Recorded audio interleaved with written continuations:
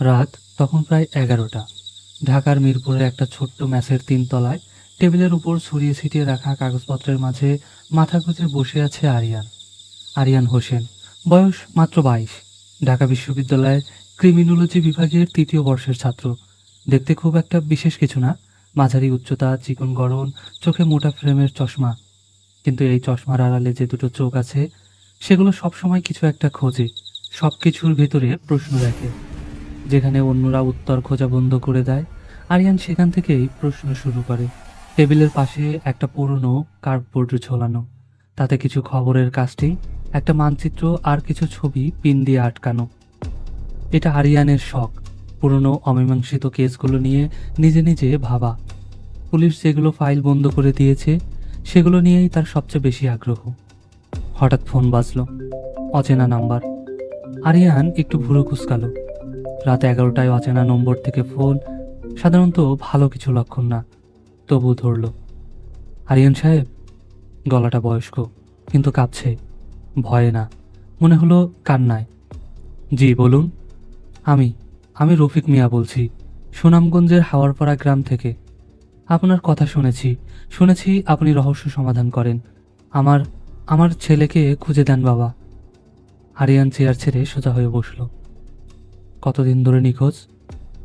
১৫ দিন। পুলিশকে জানিয়েছেন? একটা তিক্ত হাসির শব্দ এলো ওপাশ থেকে। জানিয়েছি। ওরা বলল বড় হয়ে গেছে, নিজেই চলে গেছে, জিডি নিয়ে ফাইল করে রেখেছে। আর কোনো খবর নেই। আরিয়ান কিছুক্ষণ চুপ করে রইল, তারপর জিজ্ঞেস করল, ছেলের নাম? রাসেল। রাসেল রফিক, বয়স ১৯, ঢাকার একটা গার্মেন্টসে কাজ করত।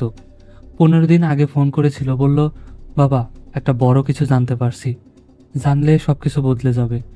তারপর থেকে আর ফোন নেই, নম্বর বন্ধ। বড় কিছু মানে? কি বলছিল আর? কিছু বলেনি, শুধু বলল, বাবা এরা খুব ক্ষমতাবান। আরিয়ানের বুকের ভেতর কোথাও একটা কিছু নড়ে উঠল। এই ধরনের কথা মানে দুটো জিনিস, একটা, হয় ছেলেটা কোনো বড় সত্যের কাছাকাছি পৌঁছে গিয়েছে, নয়তো নিজেই কোনো বড় বিপদে জড়িয়ে পড়েছে। দুটো সম্ভাবনাই ভয়ের। আমি আসছি, কাল সকালে রওনা দেব। পরের দিন ভোরবেলা লঞ্চঘাটে দাঁড়িয়ে আরিয়ান একটা সিগারেট ধরালো। যদিও সে তেমন একটা খায় না, শুধু ভাবনার সময় ধরায়। হাতে একটা পুরনো নোটবুক, কাঁধে ব্যাগ, ভিতরে গুটি কয়েক কাপড়, একটা টর্চ, ক্যামেরা আর রাসেলের ব্যাপারে যা যা জানা গেছে তার একটা নোট। সুনামগঞ্জ, হাওরপাড়া। জায়গাটার নাম আগে শুনেছি, হাওরের দেশ। বর্ষায় যেখানে মাঠ আর আকাশের মাঝখানে পার্থক্য বোঝা যায় না, চারিদিকে শুধু পানি আর পানি।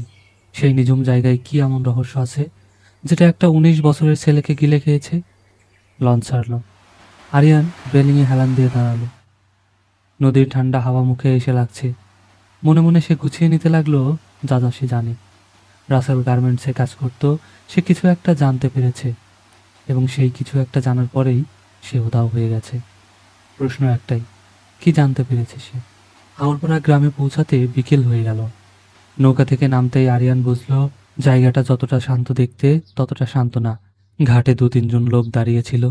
আরিয়ানকে দেখেই তারা চুপ করে গেল। চোখাচোখি হতেই মুখ ফিরিয়ে নিল। রফিক মিয়া ঘাটেই অপেক্ষা করছিলেন, বয়স ৬০-এর কাছাকাছি, মাথায় সাদা চুল, মুখে গভীর দুশ্চিন্তার রেখা। আরিয়ানকে দেখে হাত বাড়িয়ে দিলেন, কিন্তু চোখে স্বস্তি নয়, বরং কোথাও একটা ভয়ের ছাপ। আসছেন, ভালো করছেন। এরপর একটু থামলেন, তারপর গলা নামিয়ে বললেন, এইখানে বেশি প্রশ্ন করবেন না, লোকজন ভয়ে থাকে। কেন? রফিক মিয়া উত্তর দিলেন না সাথে সাথে, শুধু একটু দূরে গ্রামের দিকে তাকালেন। চলেন, বাড়ি গিয়ে কথা বলি। বাড়িটা ছোট, মাটির দেয়াল, টিনের চাল, উঠোনে একটা তুলসী গাছ। রফিক মিয়ার স্ত্রী চোখ মুছতে মুছতে চা নিয়ে এলেন। আরিয়ান চুপচাপ বসে রইল, কিছু বলল না। মানুষকে কথা বলতে দিতে হয়, এটা সে শিখেছে। রফিক মিয়া একটু ইতস্ত করে তারপর বলতে শুরু করলেন, রাসেল ৬ মাস আগে ঢাকা গেছেন, গার্মেন্টসে কাজ পেয়েছিল, ভালো কাজ, ভালো মাইনে, প্রতি সপ্তাহে ফোন করত। তারপর ২ মাস আগ থেকে ফোন কমে গেল, বলতো ব্যস্ত। ১ মাস আগে বলল, বাবা আমি অন্য একটা কাজেও যুক্ত হইছি। কি কাজ জিজ্ঞেস করলে বলতো পরে বলবো। তারপর সেই রাতে শেষ ফোন, বলল বড় কিছু জানতে পারছি। তারপর গলা বুঝে এলো তার। আরিয়ান নোটবুকে লিখল, 2 মাস আগ থেকে পরিবর্তন, অন্য কাজ। কি কাজ? রাসেলের বন্ধুবান্ধব কেউ এই গ্রামে আছে যাদের সাথে কথা বলা যাবে? একজন আছে, কামাল। ওরা একসাথে ঢাকা গেছিল। কামাল 1 মাস আগে ফিরে এসেছে। ফিরে এলো কেন? রফিক মিয়া আবার চুপ। আরিয়ান অপেক্ষা করলো। কামাল বলে, ভয় লাগছে, তাই ফিরে আসছে। কিসের ভয়? সেটা কাউকে বলে না। রাতে শুতে গিয়ে আরিয়ানের ঘুম এলো না। বাইরে হাওরের বাতাস বইছে, ব্যাঙের ডাক, দূরে কোথাও একটা নৌকার বৈঠার শব্দ, অন্ধকার জমজমাট। সে নোটবুক খুলল। এখন পর্যন্ত যা জানা গেল সেটা গুছিয়ে লিখল। রাসেল 2 মাস আগে থেকে কোনো অন্য কাজে যুক্ত হয়েছিল। সে ক্ষমতাবান, কারো ব্যাপারে কিছু জানতো। বন্ধু কামাল ভয় পেয়ে গ্রামে ফিরে এসেছে, কিন্তু কারণ বলছে না। গ্রামের লোকজন চুপ।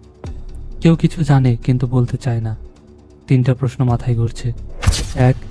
রাসেল কি জেনেছিল? 2. কামাল কেন ভয় পাচ্ছে? 3.